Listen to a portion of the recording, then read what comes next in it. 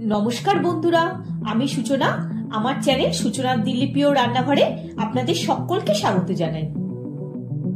সকাল হলে মায়েদের সবচেয়ে বড় চিন্তা হলো বাচ্চাদের মনের মতো কি খাবার দেওয়া যায়। আজকাল বাচ্চারা ভীষণভাবে মৎস্য বিমুখ। লাঞ্চে যদি একবার কোনোভাবে মাছ খায় তাহলে ডিনারে তা খেতেই পছন্দ করে না, বা অনেক সময় মাছ খেতেই চায় না। সেক্ষেত্রে মাছ ভাজা বা তরকারির মাছ দিয়ে সুস্বাদু মাছের চপ বানিয়ে দিলে বাচ্চারা খুশি হয়ে খেয়ে নেবে। কয়েক পিস কাতলা মাছের পেটি ভাজা থেকে গেছে, সেটা আর তার সাথে নিয়েছি সেদ্ধ করা আলু। মাছটার প্রথমে কাটা ছাড়িয়ে ফ্লেশটা নিয়ে নিচ্ছি। আপনারা যে কোনো পিস নিতে পারেন, মাছের ছালটা বাদ দিয়ে দিতে হবে। খুব ভালোভাবে কাটা বেছে মাছটা নিয়ে নিয়েছি। আলুটাকে একটা গ্রেটারের সাহায্যে একটু গ্রেট করে নিচ্ছি যাতে আলুটা মিহি হয়ে যায়। নুন ছাড়া প্রেসার কুকারে 3টে সিটি দিয়ে আলুটা সেদ্ধ করে নিয়েছি। আলুটা স্প্যাচুলা দিয়ে একটু মিক্স করে নিলাম যাতে একটুও লাট না থাকে। মাছটার মধ্যে দিয়ে দিলাম 1 চা চামচ পাতিলেবুর রস, এতে আষ্টানি গন্ধটা চলে যাবে। ভালো করে মিশিয়ে নিলাম। গ্যাসের ফ্লেমটা অন করে কড়াতে অল্প পরিমাণে সাদা তেল দিয়ে দিলাম। তেলটা গরম হলে একটা ছোট সাইজের অমলেট কাট করা পেঁয়াজ দিয়ে দিলাম। অল্প নুন দিয়ে পেঁয়াজটা একটু ভেজে নেব। পেঁয়াজের রংটা একটু পরিবর্তন হয়ে গেছে। 1 চা চামচ আদা রসুনের পেস্ট দিয়ে দিলাম। ভালো করে কষিয়ে নিয়ে দিয়ে দিলাম মাছটা।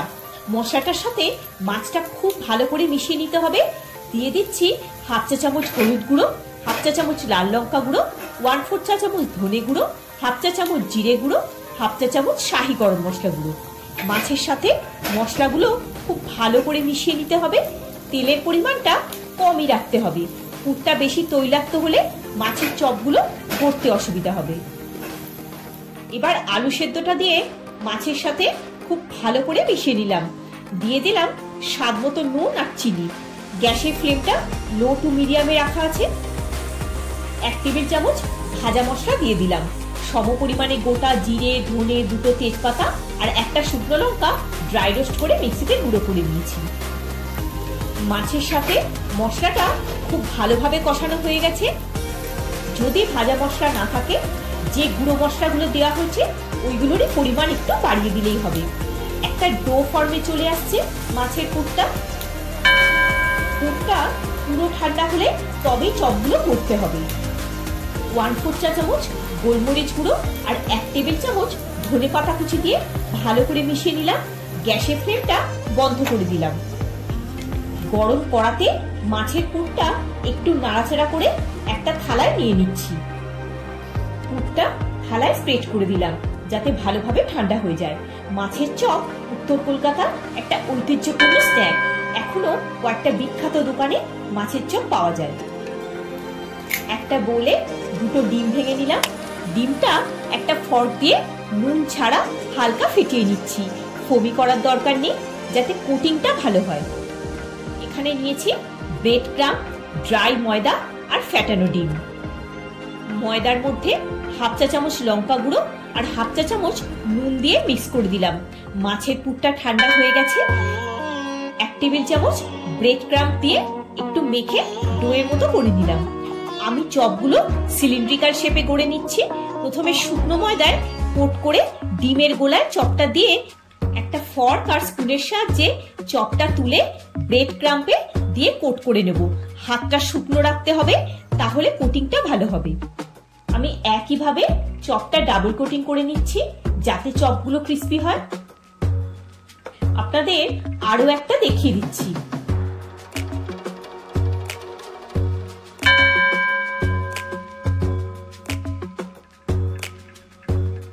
এইভাবে সব কটা চপ গড়ে নেব। বাড়িতে চপ বানিয়ে খেলে খুবই হেলদি হবে আর বাচ্চা বড় সকলের ভালো লাগবে। আমি বড় আর একটু ছোট দুরকম সাইজে রেখেছি, আপনাদের যেমন ইচ্ছা গড়ে নেবেন। এইভাবে চপগুলো গড়ে এয়ারটাইট কন্টেনারে ডিপ ফ্রিজে রেখে দিতে পারেন, পরে সময় মতো ভেজে খেতে পারবেন। সব কটা চপ গড়া হয়ে গেছে। কড়াতে দিয়ে দিলাম পরিমাণ মতো সাদা তেল। তেলটা খুব ভালো করে গরম করে নেব। তেলটা একটু নেড়ে নিয়ে চপগুলো ছেড়ে দিচ্ছি। যেহেতু ওপরের পাটটা কুক হতে হবে, তাই গ্যাসের ফ্লেমটা মিডিয়ামে রেখে ভেজে নিচ্ছি। কড়াতে স্পেস অনুযায়ী 4টে চপ দিয়ে দিয়েছি।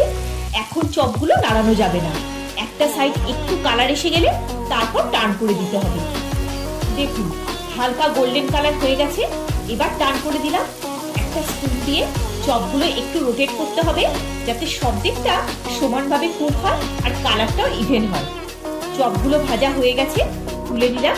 সেকেন্ড ব্যাচটা দেওয়ার আগে গ্যাসের ফ্লেমটা লোতে করে দিতে হবে, কারণ তেল খুব গরম আছে, দেওয়ার সাথে সাথে চপগুলো পুড়ে যেতে পারে। যখন তেলের টেম্পারেচারটা একটু কমে যাবে, তখন গ্যাসের ফ্লেমটা একটু বাড়িয়ে দেব। ওভার ক্রাউডেড না করে ব্যাচ ওয়াইজ ভেজে নিলে ভালো হয়। সবকটা চপ ভাজা হয়ে গেছে, কালারটাও একেবারে ইভেন হয়েছে। আপনাদের বলি টিস্যু পেপারে রাখার দরকার নেই, তাহলে চপগুলো সগি হয়ে যাবে। তার বদলে একটা ছিদ্রযুক্ত পাত্রে চপগুলো রাখলে ভালো হবে। দেখেই খেতে ইচ্ছা করছে না? টমেটো সস দিয়ে গরম গরম সার্ভ করে দিচ্ছি ফিশ চপ। স্কুল থেকে এলে এইরকম চপ পেলে বাচ্চারা খুব খুশি হবে। উপর থেকে একটু চাট মশলা ছড়িয়ে দিলাম, আর আপনাদের একটা কেটে দেখিয়ে দিচ্ছি কতটা ক্রিস্পি হয়েছে। তাহলে বন্ধুরা, আপনারাও এইভাবে থেকে যাওয়া মাছ দিয়ে তৈরি করে নিতে পারেন সুস্বাদু মাছের চপ। ভিডিওটা যদি ভালো লেগে থাকে একটা লাইক দিয়ে চ্যানেলটা সাবস্ক্রাইব করে পাশে থাকার অনুরোধ রইল। সবাই খুব ভালো থাকবেন, সুস্থ থাকবেন। দেখা হচ্ছে পরের একটি পর্বে। ধন্যবাদ।